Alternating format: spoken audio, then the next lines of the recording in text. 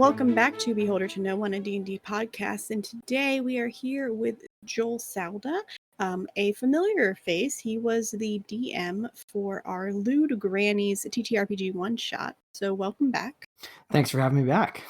And today's a little different. We are just going to have a discussion about something that I think, Joel, you are just super into, building TTRPGs. Yeah, I'd say I'm pretty into it. I dabble a bit. A little here and there. At least one game a month. A lot of them, all the ones I've played have been fantastic. And those ones you haven't, they're not worth your Probably time. also fantastic. I just haven't played them yet. For sure. So Nikki, what would you like to know? Well, let's start with some background a little bit on where you started in this TTRPG D&D-esque world. Yeah, for sure.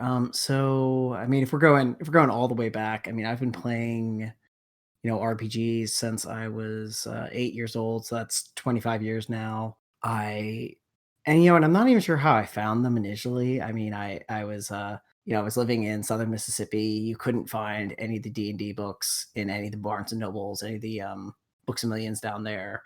So I think a friend of mine sent me the 3.5 D&D PDFs through LimeWire. And we, we're a bunch of homeschool kids, so we just played that. We found a bunch of dice that were, just random mixed match dice from a small little comic shop. And kept, and basically, nobody wanted to DM and run the game, so I ended up being the DM and sort of a perma DM for forever, and so always like homebrewing my own content and being in that role. Mm-hmm.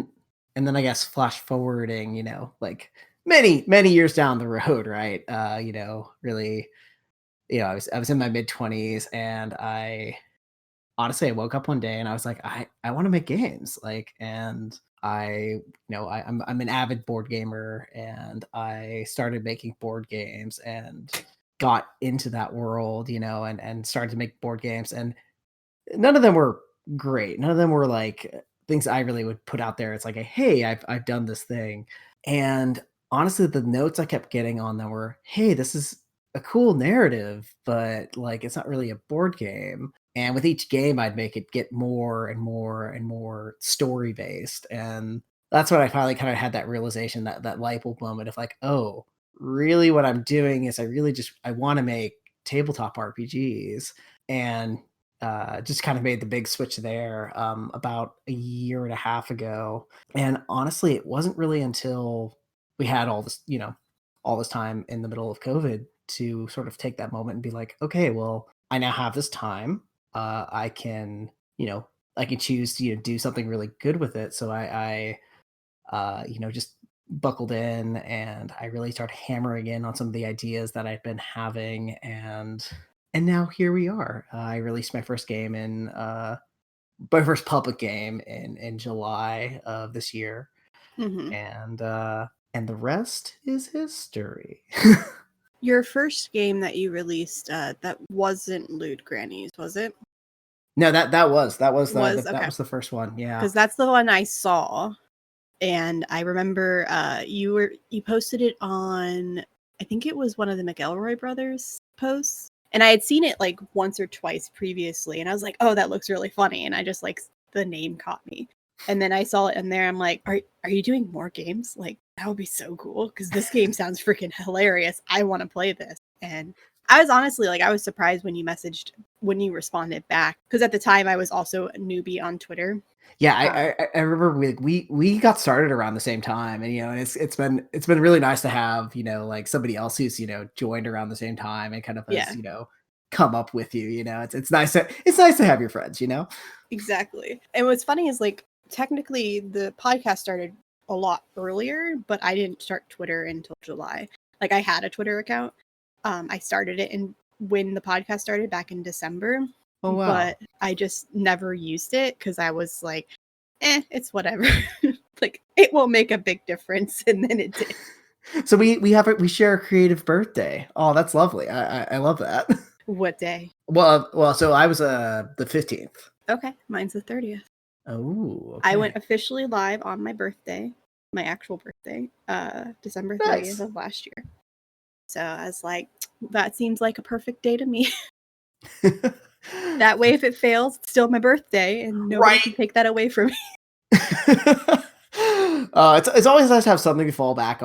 It's like, and I feel like birthdays are complicated because it's like they can either be really good or really bad, and and I feel like I feel like you've experienced some really good success with your podcast so far. So it's like, hey, only good things. Yeah, for the most part, like it was a little rough at first, but that's fine. It's whatever. Yeah. It improved, and here we are. But it is interesting. It's kind of like a catch-22, I think, when you compare. Like, you can't compare yourself to people who start at the same time. You have to just embrace their successes, and they embrace your successes, and it becomes like a mutual thing. Like, you're like, yes, great job, you're doing so great. Exactly. When you start to compare, that's when you start to get like, oh, they're doing so much better than me, and they started at the same time. That's so fucked up. And it's funny you mentioned that because I mean, I'm always looking at, I mean, especially with some of my earlier stuff, I was definitely thinking like, hey, I want to do one page stuff. And so and I've always been a fan of Grant Howitt for forever, in a day. I mean, I love his whole design methodology. And really, like, I kept in those early days, I really kept looking at a lot of his stuff being like, I love his one shots. I could do these. And then it's like, oh, okay, now to find the audience, Yeah, exactly. and then like, but it's always, when we were talking about this earlier, sort of the imposter syndrome of like, oh man, am I doing the thing? Am I actually, am I doing okay? Like, am I doing, making the right moves? Am I targeting the right people? Am I making the right games? Are my And games good? And that's yeah, and sometimes the game isn't the not every game is going to be a success necessarily, no, absolutely but not. you have to learn from that, and you have to like take, okay, what did well? Why did it do well? And how Yes. do I continue to do that without like putting myself in this niche of only creating old people games? Right, well, yeah, it's funny. It's funny you mentioned that because I think that well, so it's actually interesting. The game that actually has the most downloads for me right now is my second one, Bark Against Evil, and in that you're a dog basically in a just a regular suburban town fighting an eldritch horror basically and trying to chase it out of town because you're the only one the dogs are the only ones who can see it, but obviously the humans are still there. You're trying to protect your humans, and it definitely has a different tone to it. It still fits in that kind of like, okay, it's like, oh, it's dogs, it's kind of cute and campy, but it's also like trying not to. I've been making a very conscious effort not to be like, okay, like I don't just want to be that guy who does these cute little campy games, Right. and try and do something a little bit more serious at times.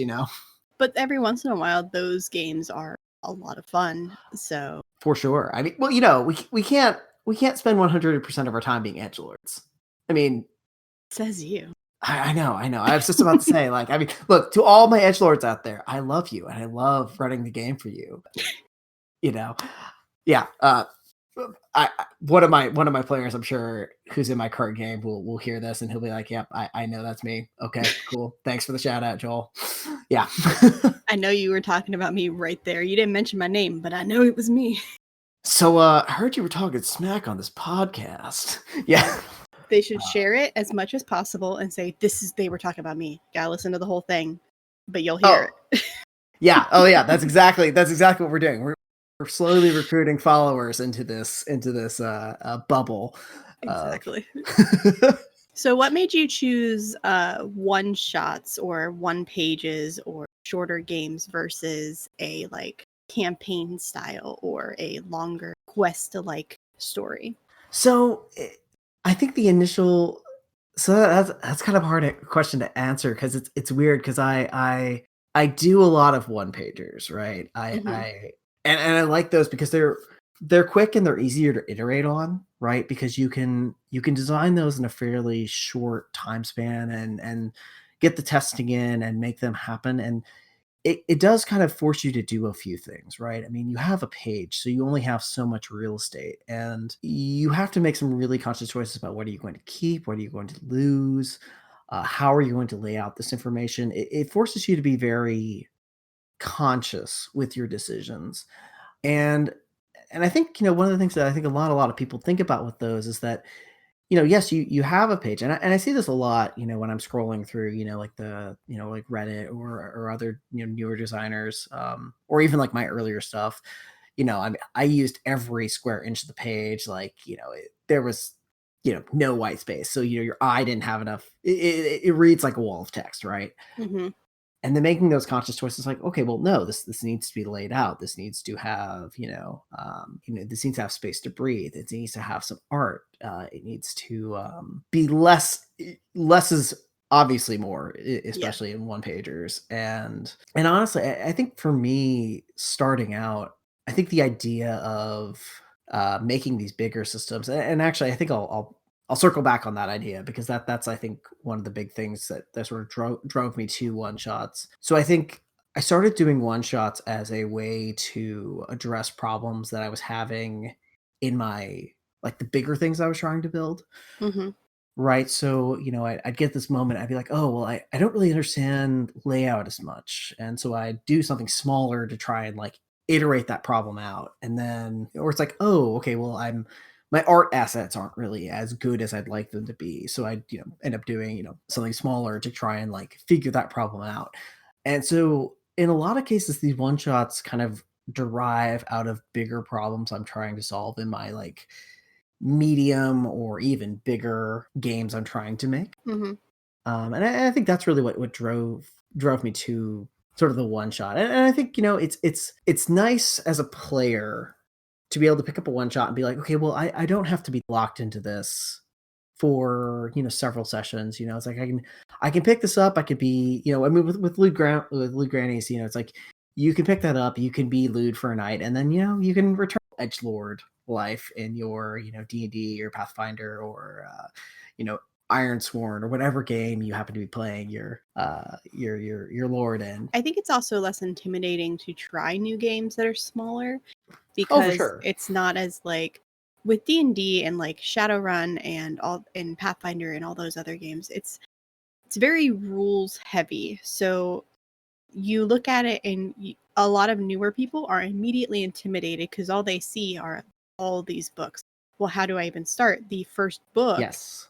itself is over 300 pages, and then they're right, and technically you don't need all 300 pages. You as a player need like a handful of those pages, but it's overwhelming when you're handed a Yes. page or two and you're said, here's the rules, and you're just like, wait, what? Yeah, and I think you're completely right, and I think especially in a lot of those one, like one pagers, you don't have to deal with all of the lore. And honestly, that's one thing that I hear a lot from people who are trying to get into D&D or any of these larger systems, right?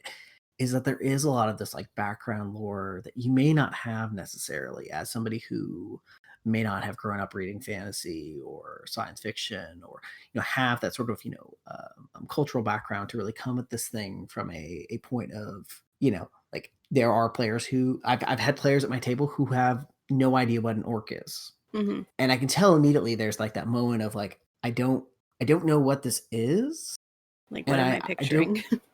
Right, what am I picturing? And then I know I'm supposed to have some base reactions to this, but I'm not having those. And, and I think that can be a lot for a new player to kind of come in on, like, especially with something like a module, right? Like, you imagine you're running, Tomb of Annihilation, and, you start throwing all these D&D monsters at people, and they're like, I feel like I should know what this is, but I have no clue.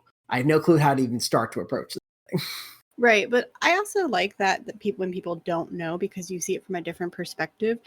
I think one issue I run into with playing with people who have been playing for a while, they accidentally metagame, Yes. and they're like, "Oh, well, we're fighting a vampire, so I know that I'm going to prepare daylight." I'm like, "Well, do you actually know that, or do you know that because you've Right. played before?"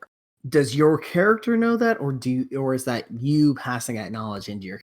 And yeah, and I completely agree, because I think on the other end you end up with people who do have that extra knowledge. It's part of the reason why, like, I have a really hard time playing as a player in a D&D game, because it's like, yeah, when you've been running the game for that long, it's like you kind of, you have to, like, honestly, a lot of times I end up playing characters that are, would have that knowledge, or characters that are so dumb where they just wouldn't know it at all. It's those characters that fall in the middle where it gets, I think, a little bit more complicated for some people. Yeah. Yeah, and I think that adds something to the story, for me at least, when people don't know. And some players are pretty good at being like, well, I don't know any better. I wouldn't know that information. And they're pretty good at keeping that information in the back of their head. But at the same time, it slips in sometimes even without thinking about it.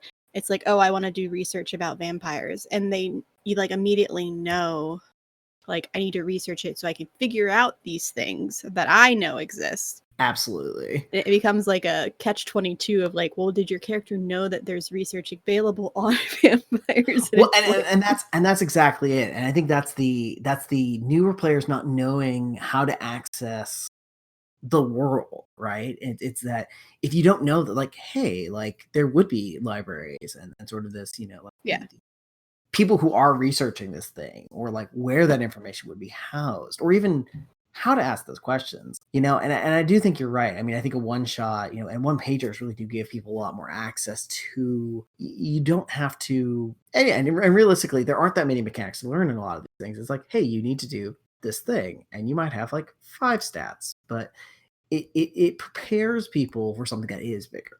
Yeah, that's why I like when going into a new system. So I'm bringing up Blue Grannies because that's the game that we've played.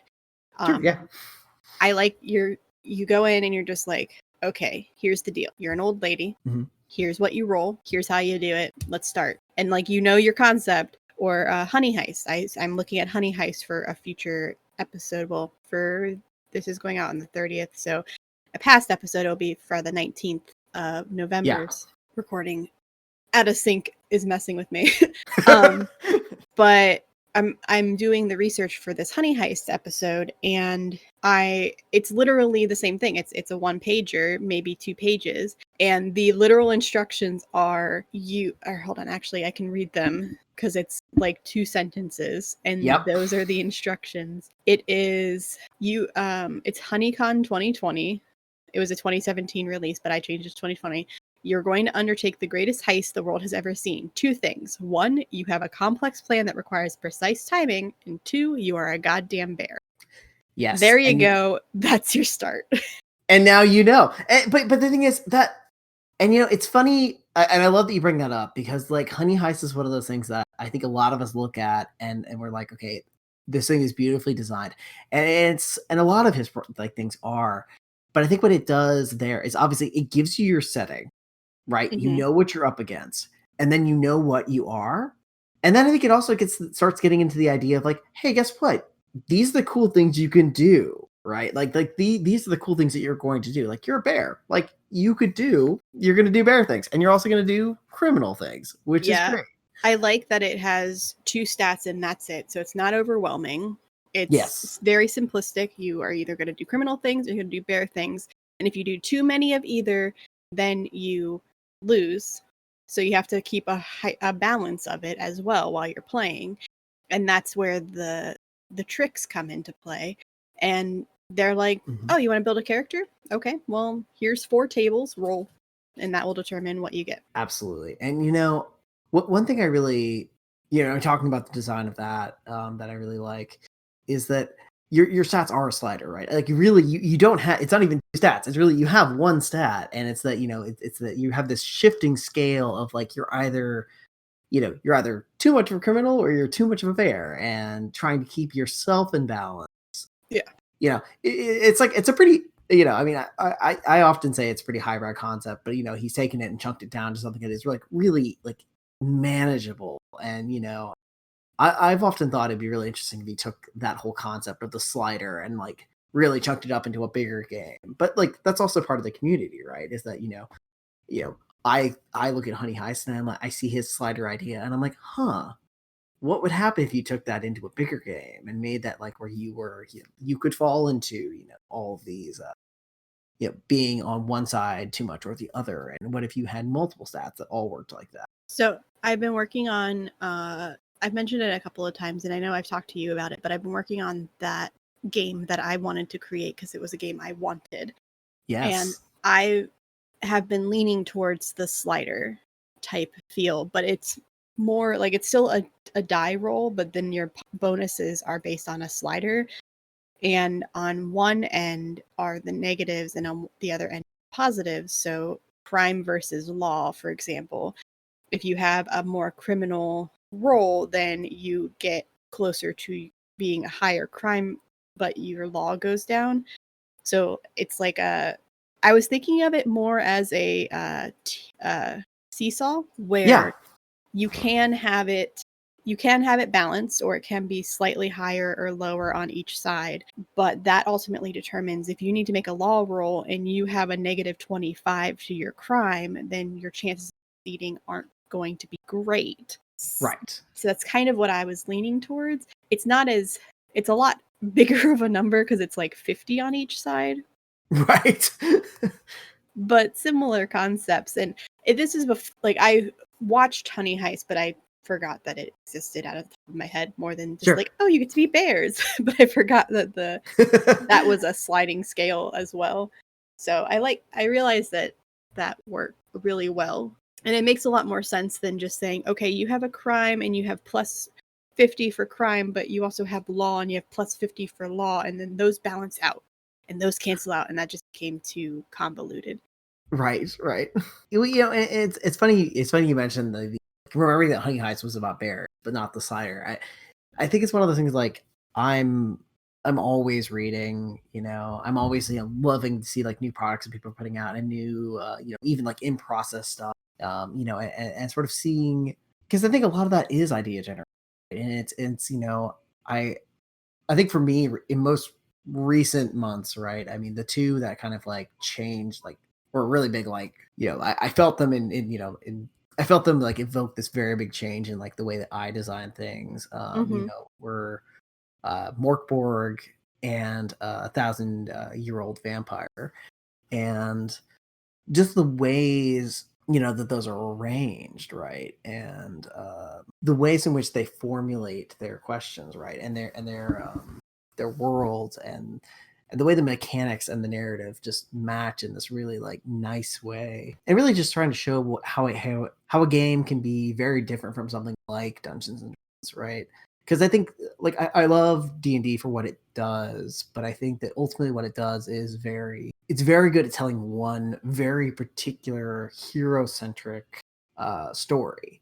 Yeah. And I think it does that incredibly well. But I think if you're going to try and run something like, a murder mystery, or, like this tale where you are, with this vampire who's losing his memory. So, any of these, great games that I've seen over the past few years, it's just that, and I think what we're starting to see is this sort of recognizing that there might be a better way to tell the story you're trying to tell, and better mechanics to do that. Yeah, that's always interesting to me because like I played quite a few different TTRPGs, and each one is unique enough.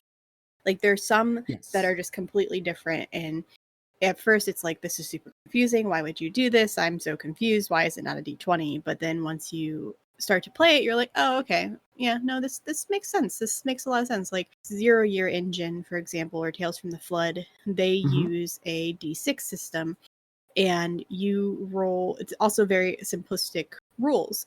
You have attributes and you have your skills, and if you're rolling a skill, you include the dice in that skill, and then you include your attribute. So, for example, in the game that I played, I had a mind of 5, and I had a investigate of 3. So I would roll 8d6. But the problem is you're looking for just a 6. If you get a 6, that is a success. So your chances aren't great at rolling a 6. But they added things to help balance that out, like luck points and pushing and things like that, that will help increase your chances of success. And it adds like a lot of like stress, because you could have 10d6 in front of you, 12d6, and roll nothing and be like, crap, okay, what do I do? But you could have 2 and roll 2 successes with luck enough. Right. And it's interesting because that's something I end up thinking about a lot with, my like the things I'm designing, it's how do you balance basically the success failure ratio, right? Mm-hmm. And how do you give players enough of a chance to do the things, because ultimately that's what you want. You want to have the players be able to do the things that they want to do and play the characters they want to play. I mean, and obviously when, a character encounters, failure or resistance in some way, that should also be interesting. But it's how do you make those moments happen enough? Because I think that's probably one of the bigger things I see in a lot of things that like I like the in process stuff, right? I mean, and because it's in process, right? It's trying to figure out the math in such a way that it doesn't feel like, oh, I'm able to do enough stuff, but the game stops me and puts enough obstacles in my way that, I'm not just, I'm not an anime character, right? I'm not just getting my way all the time. I'm beating all my dudes. I'm not One Punch Man, right? Although One Punch Man, the anime might be or the One Punch Man, the tabletop RPG, someone needs to get on that. I give that to you, the community. Go forth. You have too many on your list already. Nikki, at some point I'm going to share this list with you, but I think it's 5 pages right now. What, single spaced? Oh yeah, I mean there's some spaces in there. I mean with some rough notes, but it's a healthy list, and it's also like, okay, I keep adding things to it because I'm like, I'll wake up in the middle of the night and I'm like, oh, what if it's like powered by the apocalypse? But one of your dice is real and one of them is made out of Play-Doh. Oh, yeah. And it's interesting because a lot of my ideas do start like that, right? I mean, it's very much like I get an idea for a mechanic, I get an idea for some mechanic, or I get an idea for a setting, and then it's like, okay, how do you find one that reinforces the other? How do you then take a mechanic that may not? How do you take a mechanic and then give it a narrative that makes it make sense? It's like, why am I doing this thing? Why am I rolling these things? Why am I stacking these cubes in a particular way? Or conversely, having a narrative idea and mechanically using, X material, dice, cards, cubes, whatever. How do I make that make sense in a way that the player would be like, oh, hey, I'm doing this thing that makes it make sense. Yeah, I remember. I thought it was funny. So on Twitter, and this is important because if you guys are listening to this before the 3rd, on December 3rd, we are releasing a one-shot of Broken Figures, which is a new game that Joel has made. And that was, I remember seeing the tweet from my friend Ellen that sparked this. And I'm just like, how are you going to make this work? So I am super curious to see at this point when we're recording this, I have yet to see the rules, but I am super curious to see how you made that tweet, which I don't have in front of me, but I know it had to do with mysteries. Yeah. So the jump off point was for that tweet, if I'm remembering correctly, I sort of put it out into the Twitterverse of like, hey, Twitter mutuals, what sort of things would you like to play? What sort of things would you like to see? And Ellen responded back with, that she really wanted to see like a very Agatha Christie-esque murder novel as a tabletop RPG. And so it's interesting, right? Because I saw that tweet and it wasn't much there, but I did, so I guess kind of the launch point for there, right? I did my research. I wasn't up on Agatha Christie as much as I should have, so I read, I read the plays and, the sort of, some of her work to kind of get a flavor for the feel and, kind of get a little bit more into the sort of murder mystery mindset. Right. Mm-hmm. And at the same time, I started looking at a lot of my board games that I really liked. And it's odd because I already had an idea for a mechanic that I really wanted to try in a very like werewolf, One Night Ultimate Werewolf or Werewolf, the card game, if you're familiar with that. This is the one where I think I know what you're talking about, but it's like the one where it's also based on like there's a town of Salem, or there's games where there's a killer, and then there's townsfolk, and then there's like people who have jobs that can like discover what's going on. Yeah, like a hidden trader mechanic, basically. Yeah. It's the category of those games. For those of you who may not know, because we're dancing around it, so why don't we just open up the floodgates on that one, reveal the curtain. So in Werewolf or One Night Ultimate, where people are dealt hidden roles of townspeople across the town. One of the people is the werewolf. And basically, through a hidden round of information, everyone closes their eyes and opens their eyes at certain times to receive certain information about the other members of the group. And then it's sort of after that, everyone closes their eyes, reopens, and 5 minutes of chaos ensues while people try and argue about who is the werewolf. At the end of that 5 minutes, they point to the person who they believe is the werewolf. If they point to the werewolf is defeated and the townspeople win. If the townspeople accuse the wrong person, the werewolf eats one of them and the townspeople loses and the werewolf wins. So, say all that to say, I was having this idea about werewolf, and I really wanted to have this this idea of like, oh, there's this hidden traitor amongst you, and trying to turn that into a game, because trying to figure out how do you hide a traitor amongst the player base, and there are games that do things like that, where everyone is kind of a traitor or everyone kind of has some bad information about them. I'm just particularly thinking like Paranoia. Mm-hmm. But yeah, so this one's been a fun one to design, and we're pretty much right at the tail end of actually designing that one, or me, I am at the tail end of designing that one. It should be going out on the 14th of this month, but it's really interesting because it's like you said at the head of this, it started with a singular tweet, and we're now pushing 20 pages with art and all that, and oh, nice. Yeah, and it's been a ride. I'm trying to design this one a little bit more so that it can be played as a one shot, but it's going to have enough legs on it so that if you want to play again, you won't just know all the twists and turns. I have designed it with a variable murderer scenarios, multiple character build profiles. So hopefully, when you play it, you won't just get the same set of prompts. Yeah, and even if you did, it's kind of like the same feel of Among Us, which is a super popular video game lately. Yes. But each time you play, it's the same concept every time, but every time you play, it's a different person who's doing it. So it can be successful, and then people will make tweaks to it and make it even more interesting once they're like, okay, we got this. We know how to play the normal game. What can we do to make it harder? Right. And and I think that's something that I'm actually really glad I'm seeing.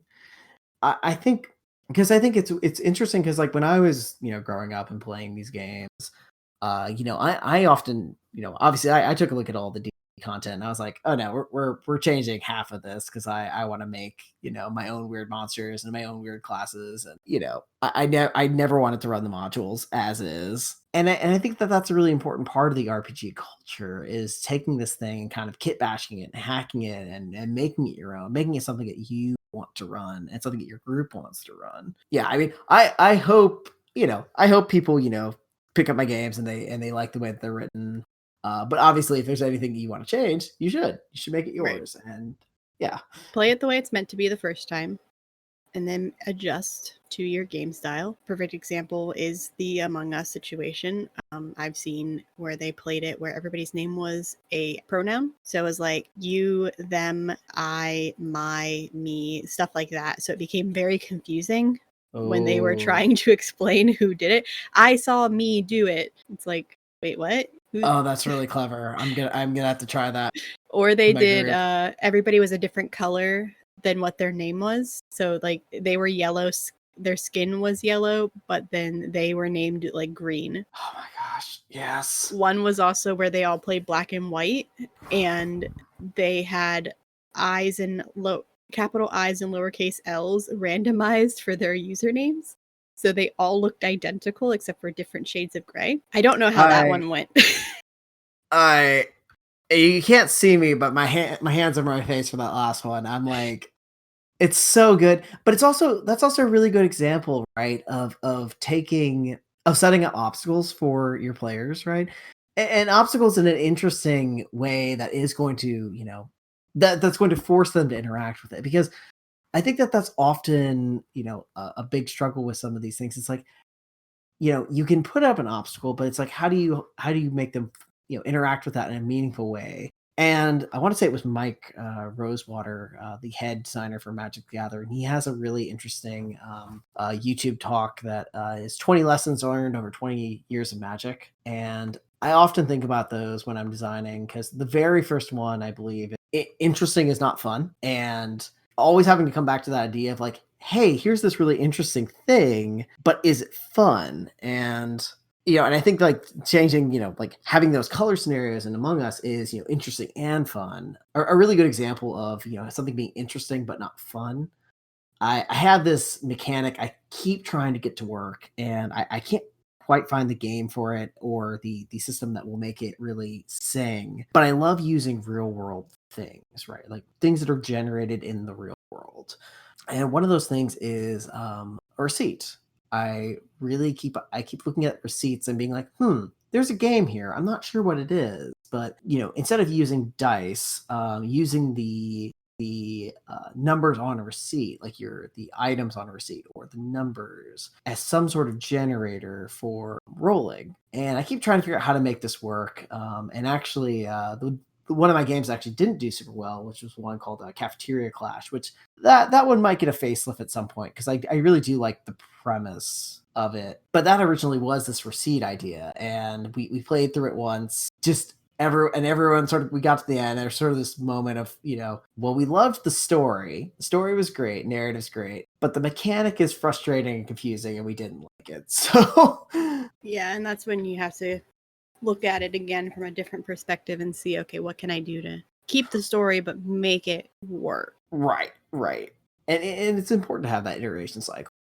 Like we were talking about, earlier, I mean, and that's the easier thing about these shorter ones, is that you really can like iterate on them very quickly, and kind of, it's a lot easier to say to your friends, hey friends, I got this 1-page RPG I'm working on.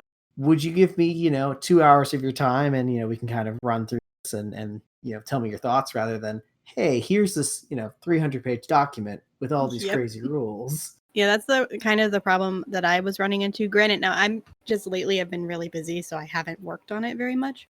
Sure. But when I talk to people, I'm like, okay, I have this idea, but I don't really know how to articulate the idea yet, because it's all still like in my brain. But I know for damn sure it is not going to be a short idea. Right. It's already like campaign length, and I'm just like, shit. Oh my gosh. Well, I'll say this for the record: when you do get it to the point of wanting to play it, or even just spitball things, I'm always around to play new things and try things out. Yeah, I've talked to a couple of people, and I like where it's leading, but it's like kind of daunting, because it's one of those things where all the mechanics need to be put in place and they need to be kind of balanced properly.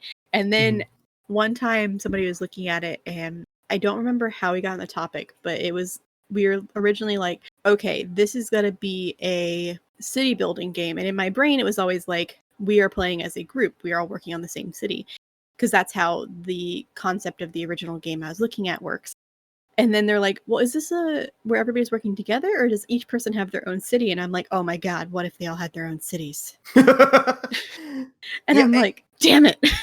Oh my gosh. No. That is honestly, I think it's one of those weird things when like you start talking to other people, like that's the only way you get better, right? It's the only way an idea gets any better, is you start talking to other people and they start putting in their ideas. You start having conversations. And it's actually funny. Lewd Grannies actually never would have happened had my D&D group not been, we needed a break. Our campaign had gotten to a particularly heavy spot, and we were just like, okay, let's play some Jackbox tonight. Let's just hang out as people. And as the person running the game, it was nice to kind of take a moment and be like, all right, well, we're gonna I don't have to do anything tonight. I just get to sit back, be one of the players.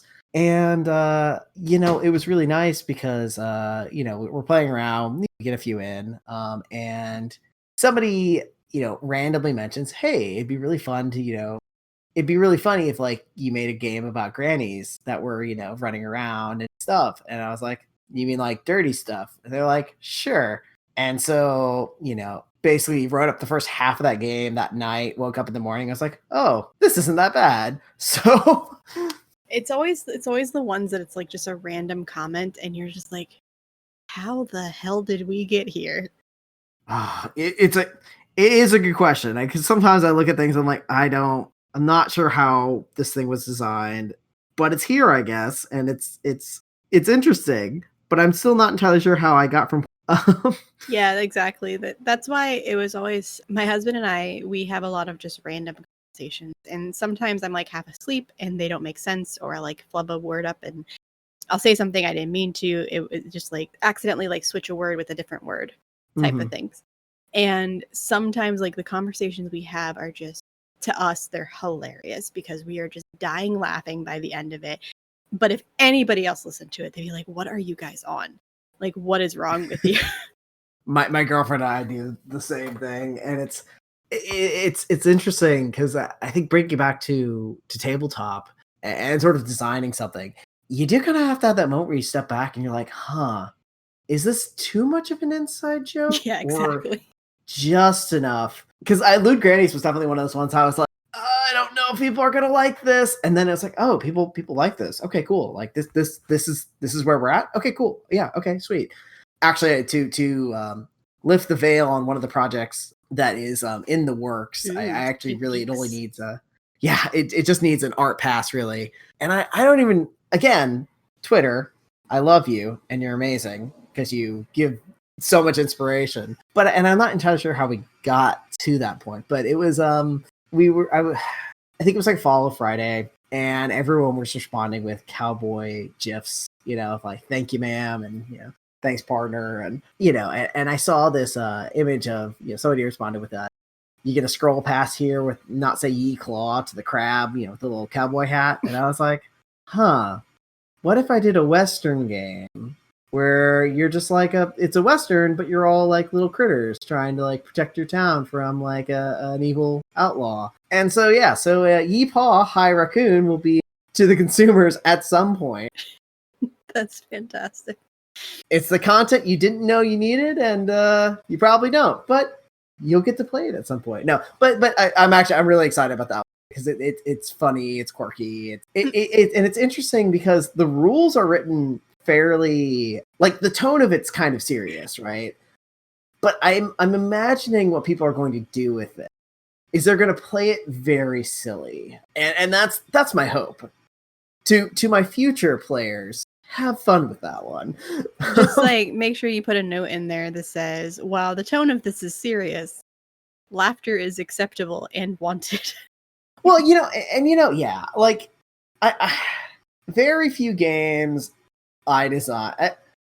I say that, and I'm actually thinking about the ones I've designed so far, and it's like, yeah, I mean, like there should be levity, there should be a range. It's not all like one beat, right? And that's, I think, something that is, it's hard to write, right? It's hard to know what people are actually going to do with it once they get in there.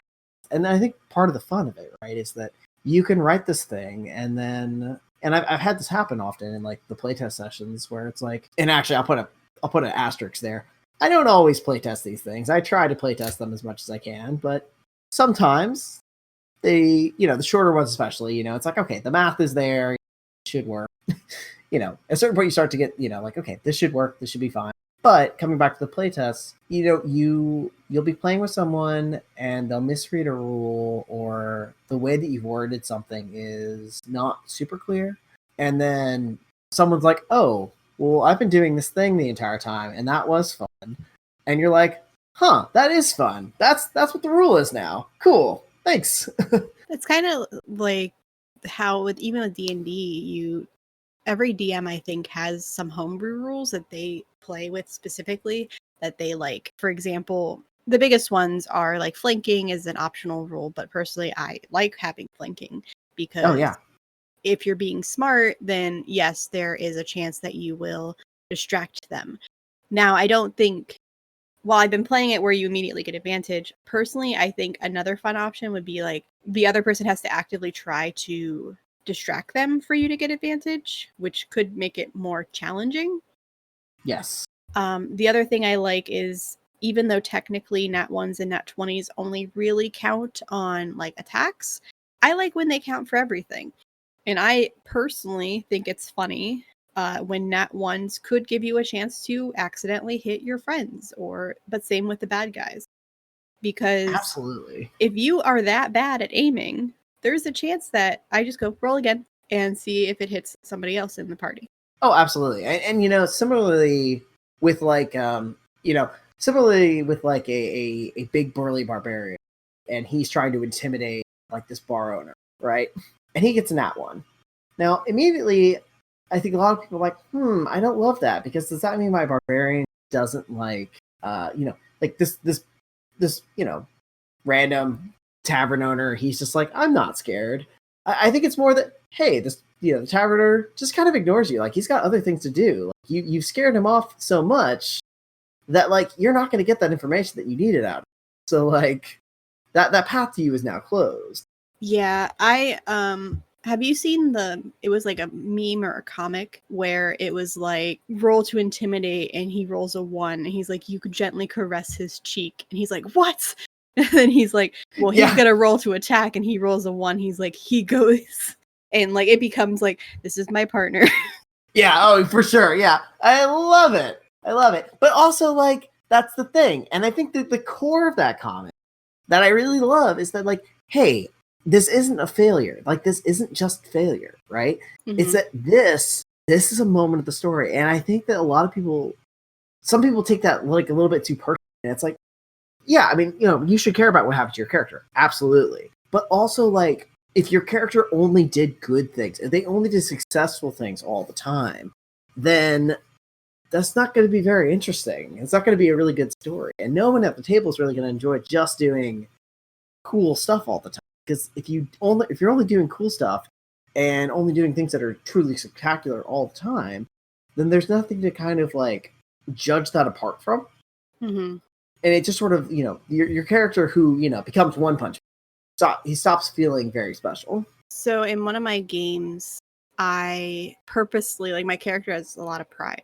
And she goes and participates in these fights. And we, instead of like playing out the fight actually, because it would take too much time, we do a roll off. So the DM will roll 3d20 and I will roll 3d20. And it's just a straight roll. And that will determine who wins. Yep. So every time we fight, I don't necessarily win every time. But every time afterwards, I'm like, I won every time. They're like, you got beat up a lot. I don't know if that's there's a little blood all over. Are you sure? All 3? I won. I'm the best. They're just like, sure you are. So it got to the point where like nobody believes me now when I do win. And I'm like, no, I actually did win. See, here's gold. And they're like, sure. Nice. Well, and exactly out of that on the story beat, and like, because your character obviously got better in theory at beating people up. So yeah, the theory is that so did the other fighters. Well, I mean, yeah. Well, obviously, you go to the next town over, and I mean, they're now so. Well, it's always the same town. But I'm very excited because it's like basically this town's a legal fighting ring, and we all just fight for our own money. It's not like anything special, but there is like an actual huge fight coming up, and I paid extra to fight my nemesis, so I could defeat them. Oh yeah. And I'm betting like all my money on it. And I'm gonna either go broke or go win a lot of money. Well, you're either gonna go broke, or since it's the same town, you'll be home. So, big shrug. I'll be fine.